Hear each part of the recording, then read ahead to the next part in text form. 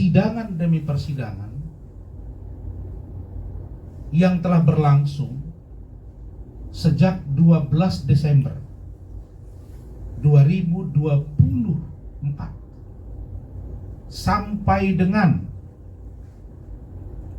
hari Selasa yang lalu, hari Rabu yang lalu, terkait dengan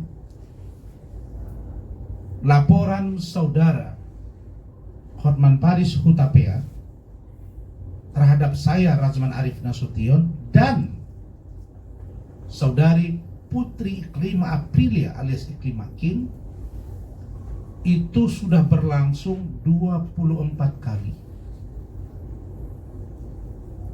Dan hari Selasa depan, tepatnya 29 Juli 2025 pukul 8.30 WIB on time, itu akan dilangsungkan sidang yang ke-25 dengan agenda pembacaan pledoi atau pembelaan dari saya terhadap tuntutan jaksa penuntut umum. Saudara-saudara, saya ingin sampaikan bahwa selama ini rakyat, masyarakat, dan bahkan kami tim lawyer melihat bahwa ada upaya penggiringan opini yang dilakukan oleh saudara Hotman Paris Hutapea dengan memberi highlight atau caption dalam muatan opini publik yang dibangun oleh beliau dalam 7 bulan terakhir, seolah-olah yang dikedepankan adalah perseteruan atau keributan atau kegaduhan antara Razman Arif Nasution versus Hotman Paris Hutapea. Ini yang terbangun opini itu, Pak Rihan. Sehingga kalau saya keluar kota, bahkan keluar negeri, orang langsung bilang, "Bang, bagaimana pertengkaran abang dengan Hotman?" Nah, selama ini tim saya dan kami mengamati ini, dan sudah kita cermati memang dari awal, tapi kita mungkin sedikit agak lalai, sehingga akhirnya sahabat saya yang memang benar-benar mengikuti kasus ini, tokoh yang sangat saya hormati, beliau menyampaikan kepada saya, "Adinda, ini terjadi pergeseran informasi yang substantif dari masalah yang sesungguhnya adalah tentang dugaan pelecehan seksual yang dilakukan oleh saudara Hotman Paris Hutapea terhadap Iklima Kim. Tapi yang muncul di permukaan hari ini adalah bahwa ada perseteruan Razman dengan Hotman." Nah, ini yang mau kami luruskan, sehingga preskon hari ini penting dilakukan. Seluruh wartawan media cetak elektronik nasional dan daerah, seluruh masyarakat Indonesia yang ada di Indonesia dan di mancanegara, karena dari Jerman, dari UK, Inggris, dari Belanda, dari Jepang, Kuala Lumpur, Singapura, Brunei Darussalam, bahkan Filipina dan Thailand, terutama Thailand Selatan. Itu yang terbangun persepsi, apa sih yang membuat Razman ribut dengan Hotman?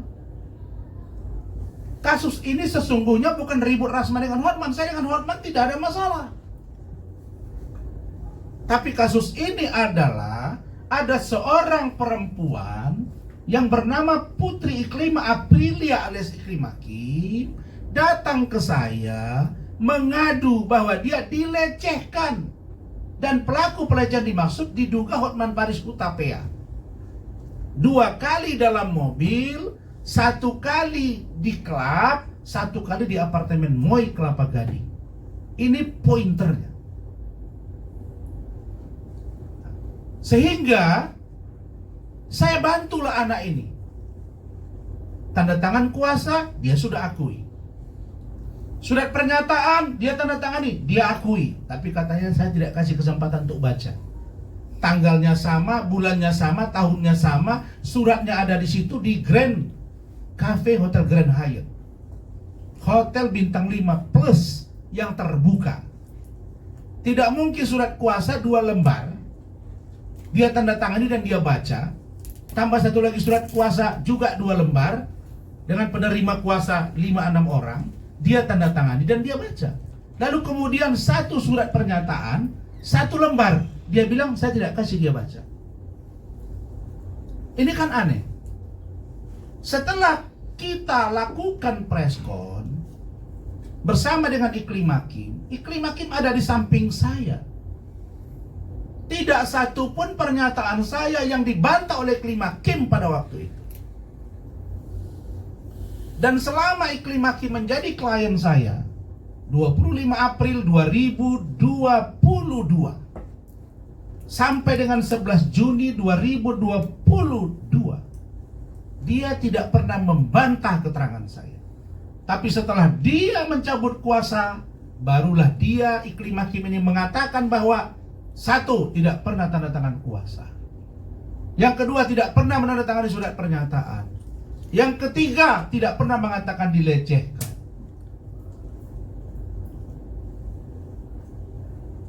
Pertanyaan berikutnya, jadi preskon kami itu apa artinya? Kalau memang itu saya katakan bahwa di situ adalah adanya dugaan pelecehan seksual, tidak benar dia katakan itu, atau dia tidak benar dengan kalimat itu, kenapa dia tanda tangan kuasa? Kenapa dia ada di samping saya preskon? Dia bilang saya tekan dia, mana saya tekan, kalian ada semua di situ kok masih ketawa-ketawa kita. Kemudian dia bilang bahwa saya mempengaruhi dia. Saya tidak pernah mempengaruhi dia. Teman-teman media, untuk memposting undangan preskon tanggal 29 April 2022 atas perintah atau permintaan Iklim Hakim. Ada di sini.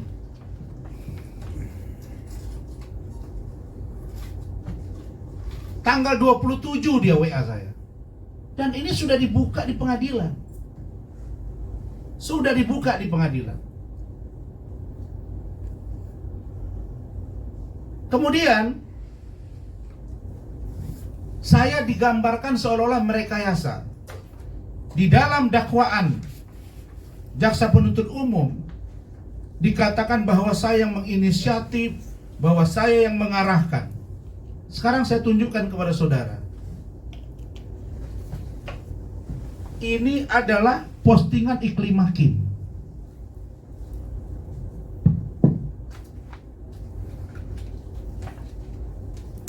Ini postingan Iklim Hakim. Di sini 9 Mei 2022 dia memposting dan mengirim foto ke saya, mengatakan bahwa dia keluar darah dari hidung dan mulut dan diduga diguna-gunai. Dan itu dia katakan ke saya diduga atas suruhan HPH. Yang kedua, tanggal 2 Mei sebelumnya, Iklima juga memposting di Instagram dia. Atau dia mengirim data ke saya pada waktu itu. Maaf kalau aku salah, maaf juga kalau aku nyerah. Aku gak kuat lagi, semua salahin aku. Sedangkan yang nyetir hidup aku selama ini gak mau disalahkan. Jujur aku udah gak kuat, maaf juga aku udah bikin semuanya berantakan. Nah, dia bilang ke saya ini, ya Allah. Saya bilang, kamu seperti orang tidak beragama, saya bilang. Karena dia katanya mau mengakhiri hidupnya. Itulah yang dia sayat-sayat leher dia dan tangan dia. Kemudian dia juga membuat ini 2 foto dan video seksi yang katanya penuh rasa itu. Ini dia posting di Instagram dia. Ini Instagram Iklim Hakim. Dia bilang di sini, tapi setelah percakapannya yang beliau kirim ke saya, berani keluarkan juga tidak? Atau mau saya yang keluarkan? Bukti bukan hanya satu, tapi beberapa. Nanti kamu malu sendiri kalau saya ungkap bukti ke publik. Makanya saya hanya akan kasih bukti-bukti ini ke pihak yang berwajib saja. Simpelnya gini, di kepolisian nanti setahu saya ada alat yang dapat mendeteksi kita berbohong apa tidak. Kepolisian punya caranya sendiri untuk itu. Nanti ketahuan deh dan terbukti. Maksud saya speak up agar beliau sadar, setidaknya menghentikan perbuatan tidak baiknya itu terhadap wanita-wanita lain. Memaafkan ketidakberdayaan, memanfaatkan ketidakberdayaan wanita, dan berlindung di balik kata bahwa dia orang kaya dan tidak munafik. Malah semakin menjadi-jadi dan tetap angkuh dan kekeh.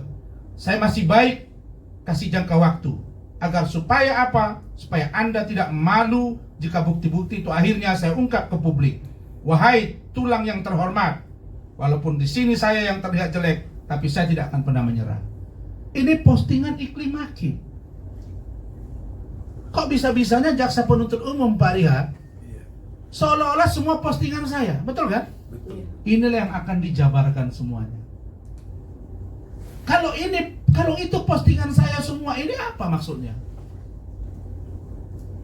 Bukankah ini menjelaskan bahwa dia memperkuat dari preskon kami? Kemudian dia juga menyampaikan postingan ke saya. Bang, wartawan kurang cerdas ya pertanyaannya. Coba kalau asli-aslinya itu tanya dengan pertanyaan, pernah nggak diperlakukan sedemikian itu, dicium, entah itu diapain, pasti mereka gelagapan jawabnya. Ini pertanyaan dia ke saya, yang ini semua tidak dibantah oleh Iklim Hakim. Dia hanya menangis. Masa modal orang menangis, modal orang saya trauma, saya nggak sanggup bicara, saya sudah ceritakan semua di depan kementerian, dan ibu kementerian itu sudah bercerita bahwa dilakukan pelecehan 2 kali dalam mobil,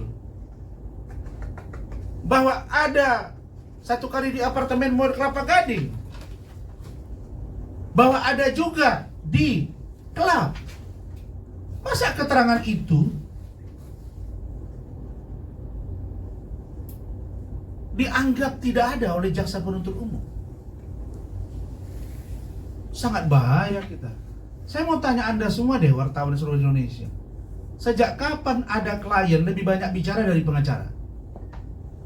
Setahu saya, klien itu hanya ngomong 1, 2, 3 patah. Berikutnya pengacara. Itulah fungsi dari pendelegasian, mandat yang diberikan kepada seorang lawyer. Nah, kalau saya dituntut 2 tahun, Iklim Hakim hanya 6 bulan, dia yang melakukan perbuatan bersama Hotman, kok dia rendah saya tinggi? Apa cerita ini? Oh, pertanyaannya, Rasman menangis, saya tidak menangis. Anak istri saya wajar. Tapi bukan menangis karena mereka cengeng saya takut mau ke penjara, bukan. Hakim ke depan kami harapkan tegak lurus, dan kenapa jaksa penuntut umum mengabaikan fakta-fakta persidangan. Itu yang membuat mereka menangis. Kalau saya akan tegar dalam menghadapi persoalan ini. Kemudian, saudara-saudara, di dalam fakta-fakta persidangan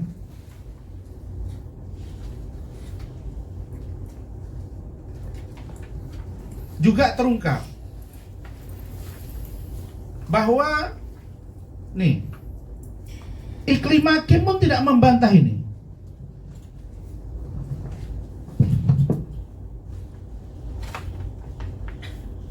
Yang dia mau bunuh diri ini dia tidak bantah. Dan saya sampaikan di depan persidangan, Anda kan mau bunuh diri karena Anda punya pacar, anak salah satu pejabat Polri di daerah, mutuskan Anda, dan itu adalah punya istri. Dan supaya kalian tahu, Setelah dia tidak jadi klien saya, 3 lagi pengacara yang menggantikan saya. Termasuk Faris Donggowi itu sudah jadi saksi saya di Polda Metro. Karena Iklima membuat laporan, saya laporkan laporan palsu. Ini pun kami akan buat laporan. Ini mau bunuh diri. Nah, ini fakta persidangan. Ini transfer uang saya ke dia. Dia nggak ada duit, bos. Dia nggak ada duit. Hotman juga mengakui. Ya kan Pak Riyad, Pak Iskandar ya, Muida ya. Dia bilang setelah ribut-ribut dengan Rasman, dengan saya, Iklima itu punya cowok yang banyak duitnya buat acara ulang tahun di salah satu hotel mewah, mendatangkan mahal ini, dapat uang 1,5 miliar, betul ya? Lah, tiba-tiba saya hanya mau bilang, kalau sampai fakta-fakta persidangan diabaikan oleh jaksa penuntut umum, pertanyaannya, siapa lagi yang harus memeriksa perkara dengan benar, dengan fungsi penuntutan dia? Jadi, itu poinnya terkait dengan Saudara Hotman Paris Hutapea. Jadi ada pergeseran itu, dan saya tidak akan tanggapi, karena ini bukan perseteruan saya dengan dia. Ini adalah ada perbuatan dugaan pelecehan seksual oleh Hotman Paris kepada Iklima Hakim, dan dua-dua mengakui perbuatannya. Hanya saja bedanya, Hotman bilang suka sama suka, Iklima Hakim bilang tidak suka sama suka. Hotman bilang dia bukan aspri, Iklima Hakim bilang dia aspri. Benar nggak? Jadi ini kan antara mereka yang berbohong. Ini yang harus diproses berat. Jadi poin pentingnya, kalau sampai saya dihukum di kasus ini, maka seluruh pengacara di Indonesia akan terancam imunitasnya. Buat apa Undang-Undang Advokat nomor 18 tahun 2003 pasal 18, 16, 17 dan lain-lain? Ini adalah presiden buruk. Jadi sebelum pledoi, sebelum putusan, kita harus buka mata semuanya bahwa ini adalah perseteruan saya dengan Hotman terkait dengan saya menjadi kuasa hukum Iklima Hakim, bukan perseteruan pribadi saya dengan Hotman. Saya dengan Richard Lee udah berkawan saya, dengan Uya Kuya udah berkawan saya, nggak ada masalah. Hotman ini ada dengan si Richard Lee, itu urusan lain, nggak pernah saya bawa-bawa. Maka di pengantar kalimat saya ketika preskon, saya katakan bahwa, ingat ya, bahwa tidak ada hubungannya dengan urusan lain. Ini murni bantuan hukum yang saya berikan kepada Iklima Hakim yang diduga dilecehkan oleh Hotman Paris Hutapea.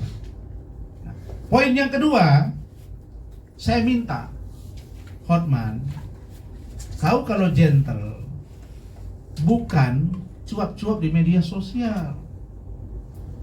Ayo kita berdebat hukum. Ayo kita kaji. Dan menyangkut pautkan dengan keluarga saya. Oh, pulang kampung saja. Saya kampung saya ada, keluarga saya ada di sana, rumah saya ada di sana. Saya memang sering pulang kampung, tapi saya merantau ke Jakarta ini, sudah saya wakafkan nyawa saya. Dan kau salah orang. Saya sudah bilang, tidak pernah saya tahu apa artinya takut. Karena yang saya takuti Allah Subhanahu wa ta'ala. Hormat ya, tapi bagi orang yang tidak mau dihormati, kita pasti tidak akan mau hormat dan menyegani dia. Jadi kalau dia gentle, tunggu saja putusan pengadilan. Masih ada banding, masih ada kasasi. Dan saya masih percaya akan banyak dan masih banyak hakim-hakim yang lurus di negara ini. Kemudian tentang Nikita Mirzani. Nikita Mirzani Ungkap ini dari ahli yang diajukan ya. Saya sendiri yang bertanya itu langsung pada ahli yang di surat itu. Apakah diduga ini sama dengan penuduh? Oh, tidak, kata langsung ahlinya pada waktu itu.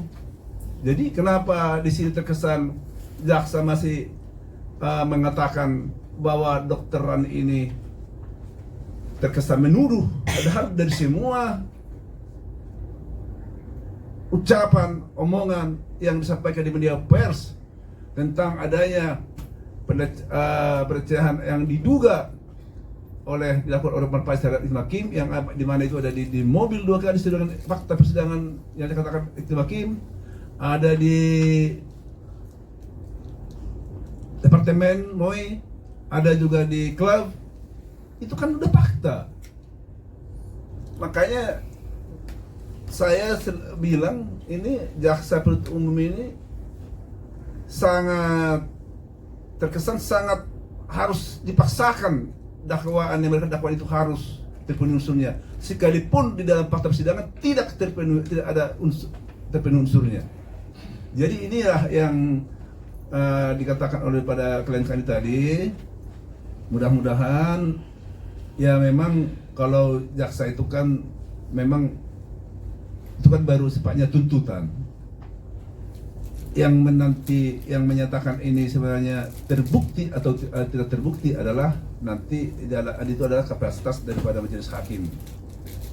Ya, jadi untuk itu kita berharap majelis hakim nanti ini kita udah siapkan semua pembelaan terhadap klien kami dan sudah diurai semua di sana secara jelas, terang, tegas, lugas, bahwa semua fakta-fakta itu yang dilaksanakan di sana itu dari sesuai dengan uraian yang memang kami telah siapkan dan tim telah siapkan ini.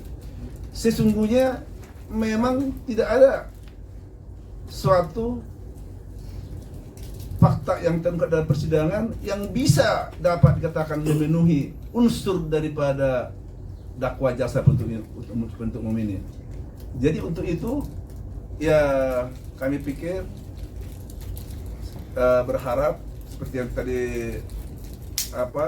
klien dokter mengatakan, hakim-hakim yang memeriksa ini semoga benar-benar mereka tegak lurus dan objektif, dan sebagai yang dimana hakim yang mulia ini kan sebagai wakil Tuhan, mudah-mudahanlah sifat-sifat daripada karakter Allah dan Tuhan itu ada dalam diri mereka, sehingga mereka dapat melakukan putusan nanti secara objektif.